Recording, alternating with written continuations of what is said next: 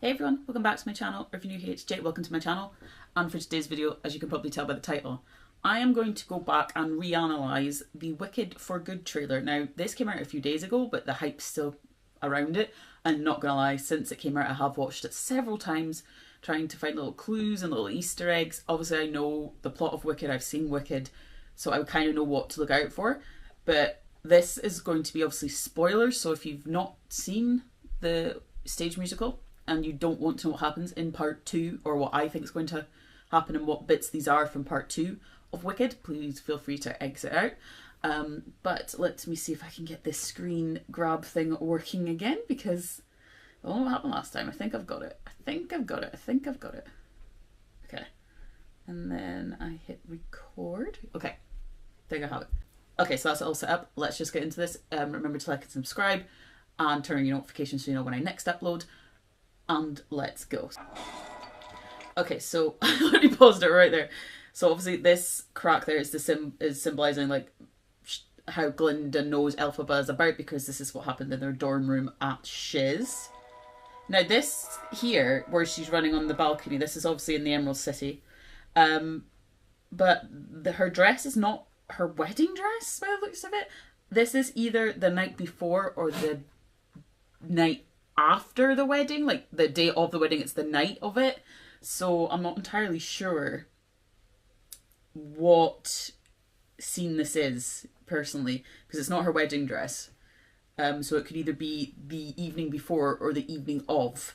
And obviously they don't get married in the musical. If you are watching this and you're wanting spoilers, they only say that they're engaged. Like Glinda says, oh, we're engaged, and we don't see anything else that happens. So obviously this film is good for that opportunity to flesh out scenes that we can only picture in our head as theatre goers and lovers of this musical.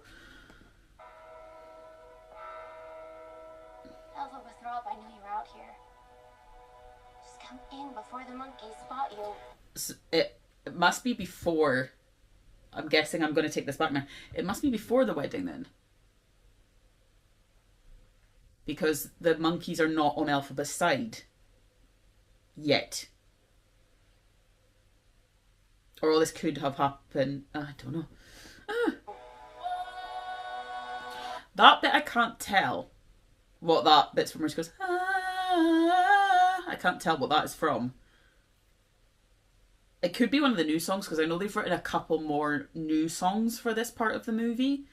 Yet to be revealed, yet to be titled, to be seen. So I'm thinking it could be one of them.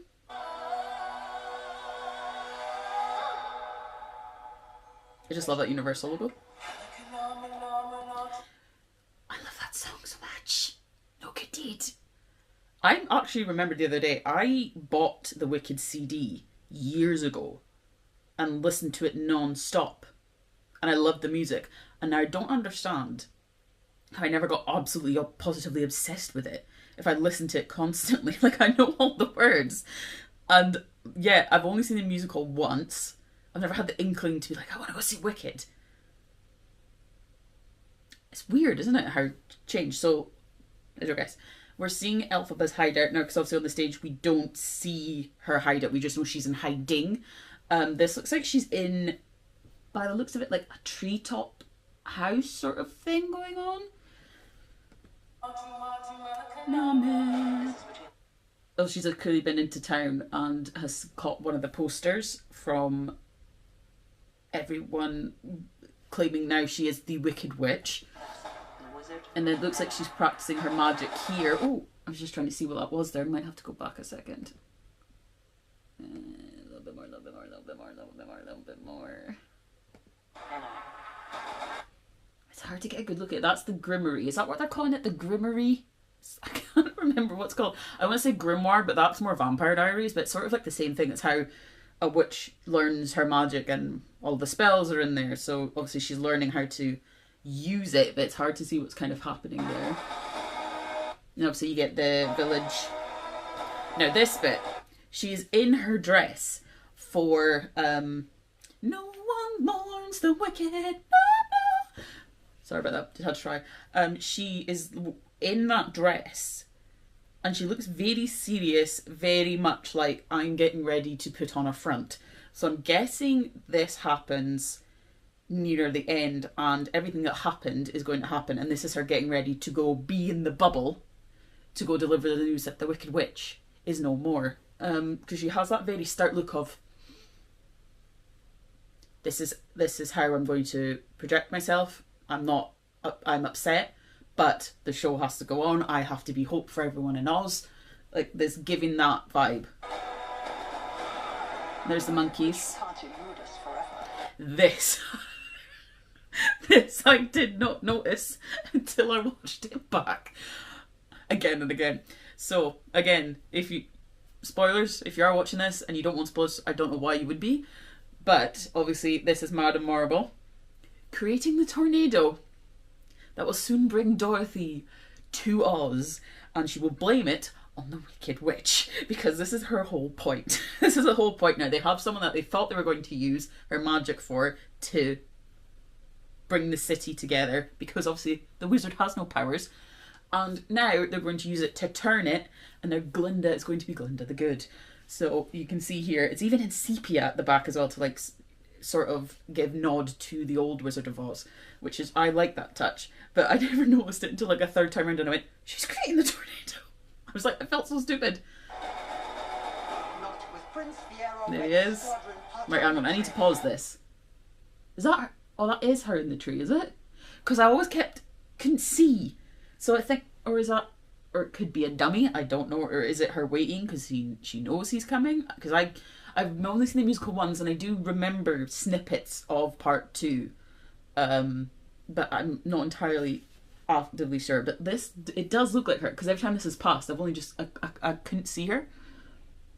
So this could just be her waiting. He could just find her. She could just be luring them to, I don't know. There's the wizard. Yep. The Yellow Brick Road. Now this is cool, because this is a little also throwback to the point where in the Wizard of Oz where she goes like, bring me Dorothy, I think it was, or like surrender Dorothy. Was it surrender Dorothy? It was one or the other. I like how they have that sort of there. And writing it over the Munchkins, it's really cool.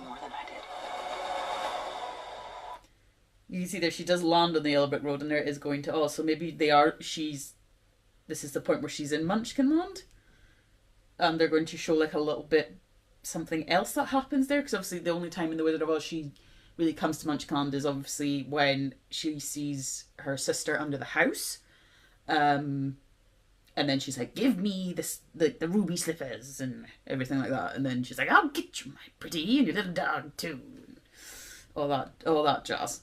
So they might be extending this just a little bit. Angry mob.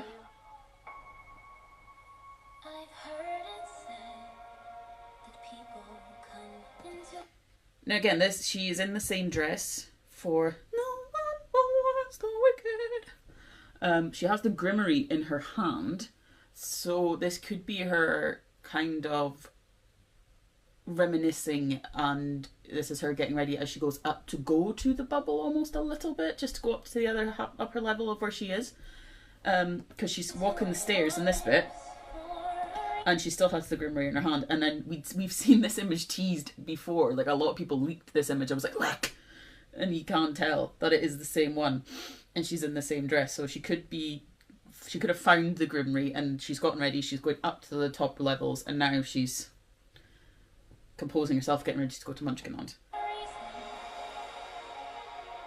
This is a cute little moment between them.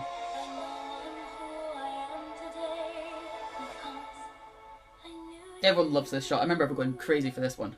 Think of what we could do together. Here we go. Here's the wedding. That does not happen in the musical, as I've previously stated. It is definitely not the same dress she's in at the start of the trailer. It has the same sort of cup and the same sort of silhouette, but it's not the dress. It's more silky and more figure hugging, and then this is more tooled out and gives a bit more of a hip idea. So it's definitely not the same dress. It's either a practice dress, like where she's trying on dresses, or she's trying to decide what dress she wants in that moment, or it could be the aftermath of this, and it's just like a dress she was going to change into after this dress, as most brides do. Why am I getting so analytical about a dress? But it's important, I think. And we don't see this in the show because they don't get married. Right, who was that running on the horse? What is that? I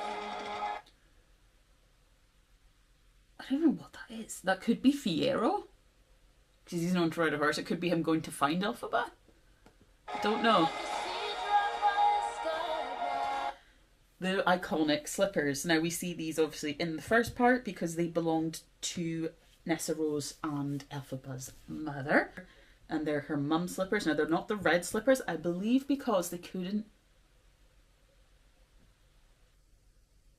I don't know if they could get the rights for the slippers for them to be red. I can't remember the idea, because I don't know if they are silver initially. I can't remember. Two things in my head that I'm thinking I don't know. And here we go. There's Dorothy. This is clearly her nearly in Munchkinland, and she is in there, and because she's not the Tin Man or anyone of that sort yet. And there has been people going about going, who's playing Dorothy? Who's playing Dorothy? But there was that one interview with John M. Chu, who basically kind of skidded around that Dorothy is whoever she is to you sort of idea. So I'm guessing we're not going to see Dorothy's face. They may have cast someone to stand there and be Dorothy, but I think it might just be a little... And I don't think he's going to CGI Judy Garland's face onto someone else's face. I don't think he would do that. So I think Dorothy is going to just be seen from the back. I don't think we're actually going to see her face. I think they may have just hired someone that is the same height, same build as Judy Garland was, to stand there for filming purposes for everyone. We're not actually going to see her, because in the musical you only see her silhouette. You don't actually see Dorothy. You just hear her mention the girl, you hear her mention the slippers. You don't see Dorothy. You just see an outline of Dorothy at one point. So I don't think anyone is going to be Dorothy. Right, that bit there could have been... That's wonderful. But the thing that I've noticed a couple people saying, and I remember this now as well, is if that's the Wizard's song, Wonderful, or another... Is it called Wonderful? Or it's another song he sings, I can't remember. Glinda's not there for that. I specifically remember it on the stage it just being the Wizard and Elphaba. Glinda is not there unless they're trying to go for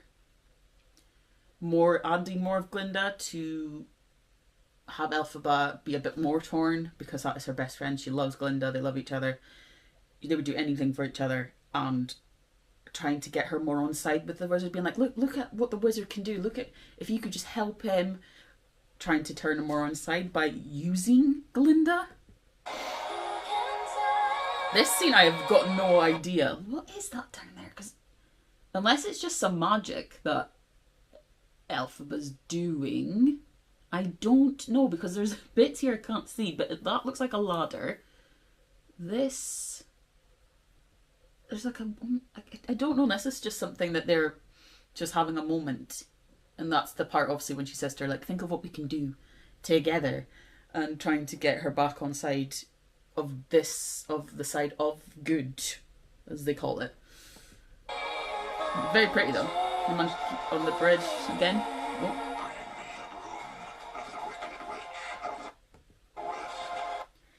The lion! Now, as we all know, or I think if you figured, the lion is the cub that Fiyero and Elphaba rescued from the class in the first film. Goes on to be the Cowardly Lion. And as you can see, we're not seeing Dorothy's face, and we see the Tin Man here, and then we see the Scarecrow. So I obviously know who the Tin Man and the Scarecrow are. I think the shot of the lion is mostly here to help those who maybe have not seen the musical to get that is the cub, which... Wait. Oh.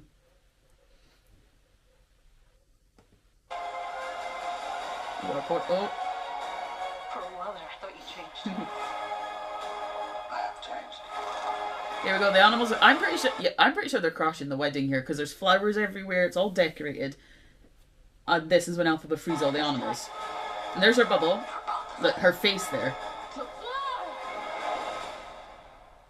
Because I knew you. You're the only friend I ever had. Because. She's holding the Grim Reaper again as well. And I've had so many friends.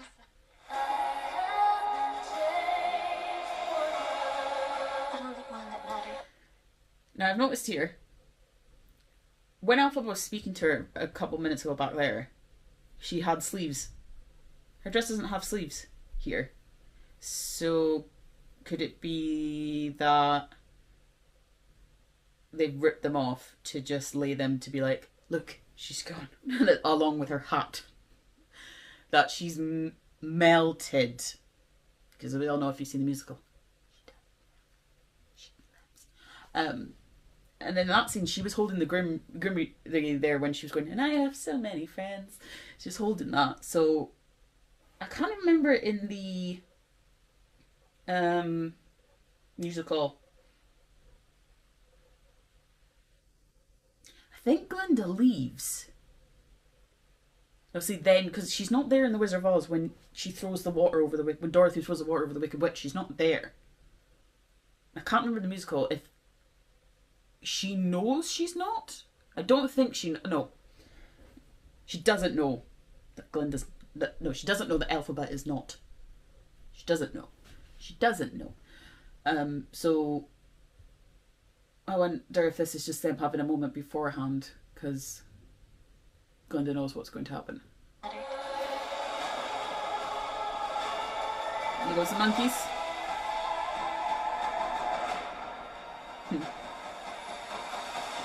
I'm off to see the wizard.